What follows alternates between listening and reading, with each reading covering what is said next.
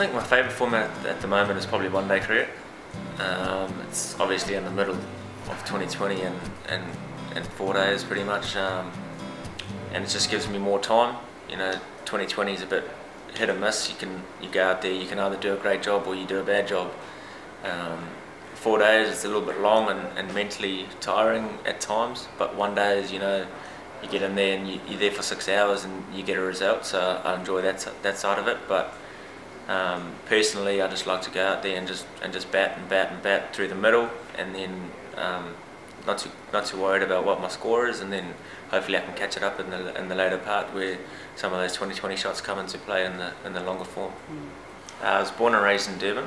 I lived there for 15 years, went to boarding school at Glenwood, and then I moved here with family, mum and dad and my brother when I was 15, just for a better life for my brother and I, and just a new opportunity for mum and dad as well. So went to Blackcaps college, played some cricket there and went through the age groups. And my brother played cricket and hockey and all the sports growing up, but played with a young sort of Hashim Amla when they were under 13s, which is like their district stuff, and played with them, and then under 13s and 15s, and then Hashim went to DHS, which is the main rival of Glenwood, so they played against each other, which was quite cool. And yeah, Hashim's just grown into a world-class cricketer now, and my brother's sitting on the couch teaching kids.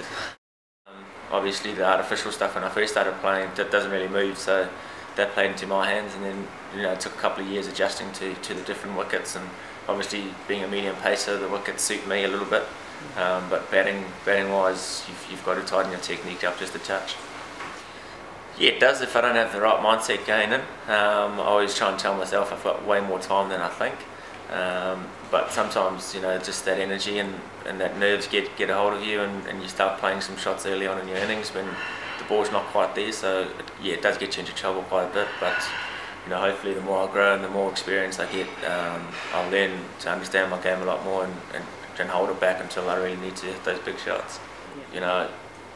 So I just go out there and play my natural game, watch the ball, and try and keep things as simple as possible. And it's as simple as just watching the ball, leaving the ball if it's good, and then hitting the ball if it's bad.